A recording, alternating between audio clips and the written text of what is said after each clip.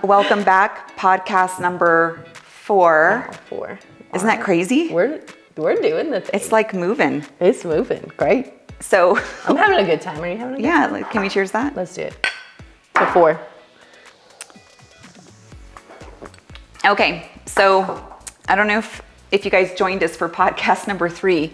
We were supposed to talk about Canva and like not using graphics, but I went a little rogue, ran a little long. I hope you guys stayed with us because the message was important, but we are gonna kind of like tie into where we left off last week and then add a little something. Right. So I think that there is a time and a place for graphics. We shouldn't totally dethrone the Canva queen. We should not totally dethrone the Canva queen, but like there is a time and a place. Okay. What do you think is a time and a place for graphics? Well, our graphic that we use for our class, I found it very helpful. And I was trying to think about this as we talked about, when do I not just scroll? When do I not feel advertised to? Right. And I honestly think of like sports page. Like if you have a team and there's an athlete featured, and it's like, come to our game at 6 p.m. and there's like a picture of an athlete. I'm like, okay, that's an infographic, where it is, price of the tickets, that kind of stuff. Yeah. So maybe events? Events. So most of you are probably in real estate. And so I'm sure that you post graphics for when you either go under contract, right? Or sell a house. I think that's absolutely appropriate, but there's a way to deliver it to make it more about the experience than like, sometimes I feel like people see those kinds of posts as like a pat on the back instead of it being about the client. So I actually made a post about this like 2 or 3 nights ago. Do you mind if I pull it up? Yeah, no, go right ahead. Hold on a second. So I made this post in one of my groups. One of my clients, I had been working with him for forever. And we finally went under contract on a house. Huge deal. And so I made this post. This is something that I do every single time one of my client families goes under contract, whether or not they're buyers or sellers. But I like to tell the story because the graphic is not about me, it's about them and their experience. So just a second. And while she looks that up, let me just set this up for everybody because, we've dethroned the Canva queen.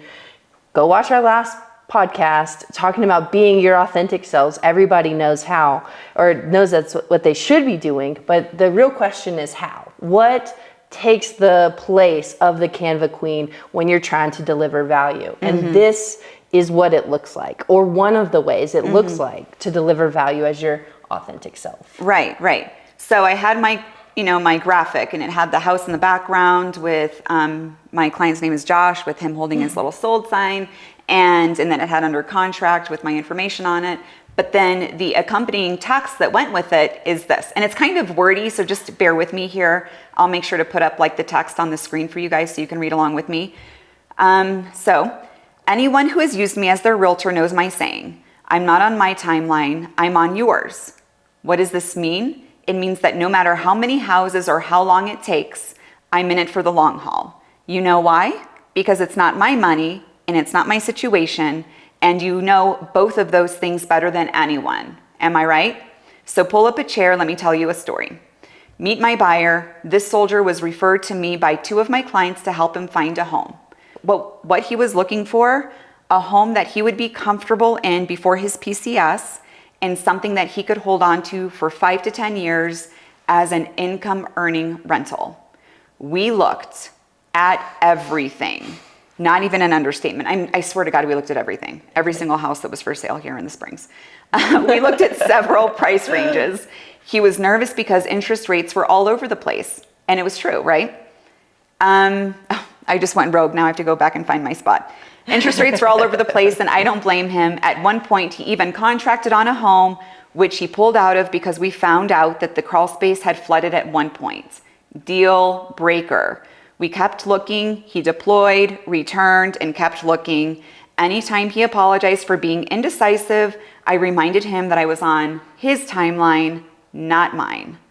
Well, 18 plus months later, more like 2 years, and that patience is paid off. Today, my buyer contracted on a home that was being sold less than 3 months ago for $70,000 more than it's priced now.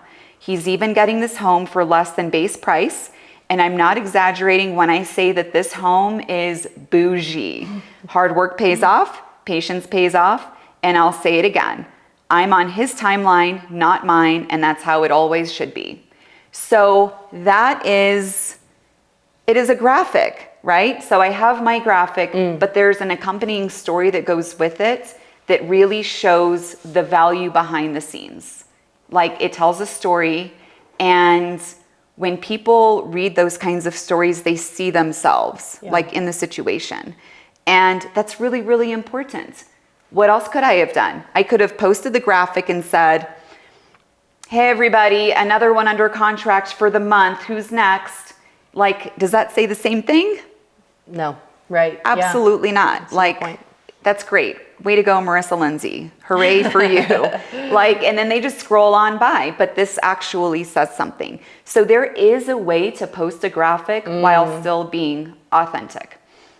So information delivery really, really is important. Yeah. Like, if you're going to deliver information in one of your groups, people love to hear like personal stories, your experience with whatever it is that you're posting. What's that one post that I made about the abs? Did you read that one? Yeah. So you and Mike, your husband, went to an abs game, and you basically were like, hey, we went to the abs game, but it wasn't just like, look at us sitting in front row. What you did was you outlined the experience with pro tips. Yes, I call them pro tips. And so you did pro tips. And I was like, honestly, I'm probably never gonna go to an abs game, but I am an information person, and I was like, let me read these pro tips. And I was like, okay, noted. This is where I park. This is where I do this.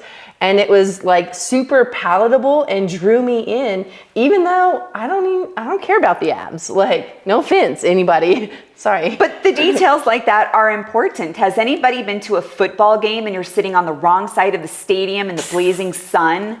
Oh my gosh. 2 years ago, I did that. I thought I was going to have a heart attack. It was like 65 degrees at the Broncos Stadium, but I felt like it was 110, and I was baking. Yeah. Couldn't see the players because the sun was in my eyes. And so this next year, when my son and I went, I took a picture of he and I there, made a post. I called it pro tips, and I was like, this is where you sit. Yeah. Like, do not sit in this side of the stadium. And if you're gonna sit here, this is what's gonna happen. Park here, eat here. Like, we accidentally parked like 1.5 miles away. You know how it is when you see, like, you go to StubHub and it's parking pass $20, and you're like, oh my gosh, I got a deal. And then you're like driving to it and you're like, I'm driving away from the stadium right now. I need to Uber to the stadium. Yeah. Like, I'm not even close to the stadium. That's hilarious. And so, like, you just start. Anyway, so that kind of stuff, finding the value, finding the information that you want to deliver, and then executing the delivery with some authenticity and, like, real world value. Yeah. And, like, just to take a step back, like, I just want to point out what Marissa just did. Is she showed, because people can say be authentic, be that, but she showed the story by giving a personal experience and then outlining it appropriately. Mm-hmm. That's how you tie that in. And honestly, just kudos to you for, this is like super meta, you are delivering value, sharing what you have learned, and putting it out there by sharing your real posts. There are so many people who are like, here's my system, here's my this. They're not putting it out on the podcast. They're not sharing their post. They're not giving you an explicit example of like, hey, here's what I have done to be successful. Take what you can from it, make it your own. So like, just to kudos to you for putting that out there into the world and showing people how you have attained this high level of success. That's good stuff. I think it's huge though, because it really is bothersome to me when I see somebody who's offering something that I know is impossible. And then I go check it out and it's the same tired, boring. It's nothing that is like information that I can use, like concrete information where I can go take it, like draw it out of the system and then go execute. Yeah. I think things like that are really, really hard to find. So thanks. Yeah, no I problem. hope that you guys can take this information, like take it, make it your own, and then execute. Like I am not a hiker, but maybe some of y'all out there are hikers and you can talk about your pro tips, like best places to squat in the woods, like whatever. Like I cannot do that, do not like to hike, but maybe one of y'all can provide hiking tips for the Front Range here in Colorado. I wish I did hike. That's so funny. Well, yeah, no, to your market, but anyway, that's hilarious. But yeah, I agree. Go make that post your own. Yep. Use it. If you have questions, like drop a comment below, join the group. Like we are super responsive. Marisa specifically is super responsive because we want to see this take place in the world. We want to see your business become successful, not just your business, but you. Like we want to see what you look like, really taking this on, being the rogue realtor, renegade realtor, going rogue, being the renegade realtor, and just seeing you blossom, and alongside that, finding your people and having them start to really reach out and message you. Yeah, and speaking of that, because people will start to message you, or they'll comment on one of your posts. Like y'all need to make sure, like I'm not saying be tied to your phone, but you need to be quick about your response. Have you ever heard that this is a term that we used to say all the time back when I was a photojournalist, but information expires. It does. Like information has a shelf life. So like, here's an example. All right. So I'm in the Army and it would drive soldiers crazy because public affairs, which are the photojournalists, would fly in. We would fly in on the Black Hawk to the training exercise. It would be like 10 degrees outside because this was in Alaska. And they got the tent set up. And then there we are, like freshly woken up, slept until 8, like got up, caught the Black Hawk, grabbed our camera equipment and our pieces of paper with pens so that we could take notes, for our stories. And so we would, get off the Black Hawk and then go interview everybody, take some cool pictures. And then we'd be like, all right, guys, like we're going to head back to the hotel because we have to upload the story. And they're like, that's not fair. Public affairs never has to stay out here. But it was true. Yeah. But we had to go back because that information expires. We cannot wait till the end of the exercise to go and say, last week, the Alaska Army National Guard, performed this exercise in such and such city. That makes no sense. We had to say, today, Alaska Army National Guard soldiers, blah, blah, blah, blah, blah, blah, blah. And so that's why information expires. So if somebody's reaching out to you about anything, let's say it is about a house, and they're like, hey, Dubs, we love your posts. They're so informational. And we're actually moving to the Springs next spring. And we would really love to use you as our realtor. We had some questions about the area.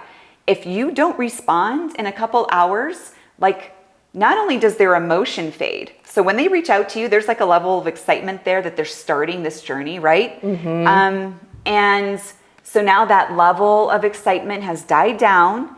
And if you don't reach out to them, they're just going to go find somebody else. That's just how it is. Yeah. So you do have to make sure that you are messaging them back quickly or responding to what they're asking underneath your post quickly. And I'm not saying like you have to do this all the time, but it is good measure, right? I mean, how would you feel if you were like so excited and you finally reach out and message somebody and you like can't wait to hear back and then you don't hear anything for 5 hours? Yeah. Well, I am definitely a Facebook lurker. I am not great at I'm not going to comment. This is hold up. But I'm not going to comment or post or just say stuff willy-nilly. Like if I say something, it matters. And if I say something, especially online in writing, I've thought about it. And so if I am looking for a real estate agent or any of those lurkers, they're out there, finally work up the nerve or the energy to reach out. It's like you want to capture that before it passes you by. One of the metaphors that I like to think about with this is like a wave. and you're a surfer and the waves are coming by, tell me if this matches up with your experience. And if you aren't ready to jump on the board and ride the wave with that person, it passes you by, and the surfer who is ready, they catch that wave. They catch that person because they make that connection emotionally. Mm-hmm. Yep, that high energy that they're coming in, like into that space, into that messaging space with, like that's where you connect. Like that's where that connection is made, and you try and mirror their excitement, best you can, and like jump on the wave with them and then carry them through. Yeah. And that's a really good way to put that, for sure. That's good. So ride the wave. And I think it's funny, matching the excitement. This may or may not be something you want to include, but I thought it was just a good detail that really I hadn't thought about. I had done when I was mirroring Marisa in our messages. It's like Marisa uses a lot of exclamation points and brings the energy. That is not how I text, but I have changed the way I text, and I had never thought about it in contrast specifically and using exclamation points and periods. And I think this is kind of a ratio, right? You don't want to be like, a psycho, like don't be crazy, but finding the right vibe and matching that vibe through text is a skill set that people can learn. But when I've seen it be missed as well, like having a client or a buyer who's super hyped and super excited, and maybe an agent who hasn't quite got the flow, like that's not their natural thing to text, just absolutely take that excitement down and down and down with short responses. So I'm sure when you're being a message maniac or whatever and trying to get there just in time, but it's also matching that energy. Matching energy is so important. And the thing is that you cannot be on all the time, right? So I get it, like they're excited, but you don't want to take that experience away from them. You want them to be excited and you want to help them be excited. So there is a few words that you can use to be excited with them, even if you're like not matching it. So if you're ever feeling, I learned this back in public affairs. If you're ever feeling, and my girl, Sergeant Dressel, will understand this because she was my coworker. If you're ever feeling like you are just not there, just respond back with absolutely exclamation point. That's it. Like they're like, oh my gosh, can't wait to see these 10 houses tomorrow. And you're like, it's 5 o'clock in the morning. You're just waking up. You have like a long day ahead of you. You're like, yeah, I can't wait to see the houses tomorrow. Absolutely, exclamation point, one and done. And it's seriously. Wow. Or I got you. Like it's another one. Oh my gosh, you do. I taught some of our other agents how to use that. I think some of them use it too much, but it's good because good. Like they feel carried and you're excited and they feel carried in that space. Wow. So no, matching energy, so important. Like if they're excited, be excited. Don't be the robot. And I mean, AI right now, it's kind of like taking over, right? So don't be somebody who can be replaceable. If you're not going to match energy and be excited for these first-time home buyers or any kind of home buyers or home sellers or whatever it may be, you are replaceable. Like, I'm not even kidding. Yeah. Like somebody else will just jump in there, take their AI and match, like take it that way. Yeah. No, you have to build that relationship. That's scary. And, I think maybe from the audience perspective, they are starting to think, well, I don't want to be tied to my phone. How am I going to match energy? How am I going to do this all the time? How do you manage this? Like how many deals, how many clients? I want to be successful, but this seems like too much. I don't want my quality of life to change. How would you address those fears? Like, I don't really know what to say to that because real estate, I mean, there are a lot of 9-to-5 realtors out there, and that's totally fine. But I know that when I was buying a house, and from out of state no less, and I would be working all day And then I would have my questions when I would get home, and it would be like Right. after dinner, my kids are like Yep. getting ready for bed. And then I would have my questions, and then I wouldn't hear from my realtor until the next day. Yeah. And it drove me nuts because you're worried and anxious, and the only person who can really alleviate those feelings is the realtor. Yeah. And so just be very careful with that. Like, come into this business with the expectation that you will be with your phone a lot, but don't look at it like that. Try and have the perspective that right now you are guiding somebody. Yeah. They need to hold your hands. And whatever that looks like, some people need less hand holding than others, but you need to meet them where they are so that they have a great experience with you. Yeah. And like, be that person that can provide that comfort. Yeah. So my clients, I tell them now, they're like, oh, we didn't want to text you last night because it was too late. And I'm like, don't ever say that. Like, if you want to text me and it's 10 o'clock at night, send me the question, because what I don't want is for you to wake up the next morning and say, oh my gosh, what was that question? Like, I had a question, what was it? Yeah. I'm like, send the text, because if I'm sleeping or if I'm busy, I'm just going to put my phone on do not disturb. I won't see it anyway. And then the second that I either am up in the morning or I'm not busy anymore, I'll see the text and I'll get right back to you. So don't ever feel like you cannot text me at 10 o'clock at night. Yeah. And it makes them feel better. Right. Because they're like, okay, good. Like, she gets it.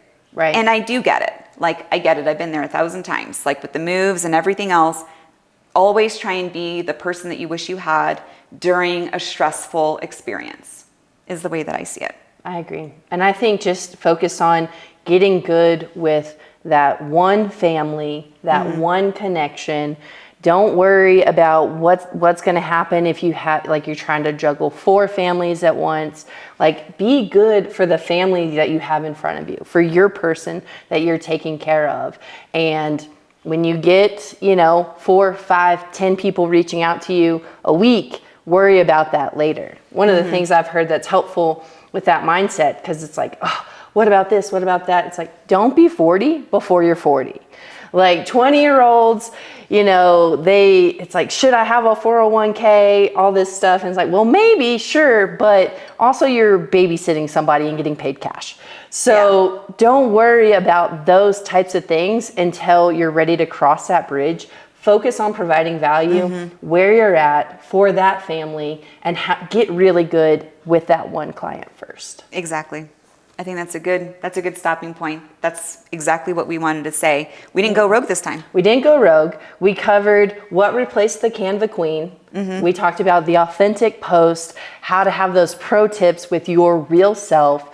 And then we talked about how to connect with those clients once you put yourself out there, when they start reaching out to you, the importance of delivering information before it expires. Exactly. And next week, we're going to talk about how to actually build a group and grow a group. That'll be fun. So join us next week.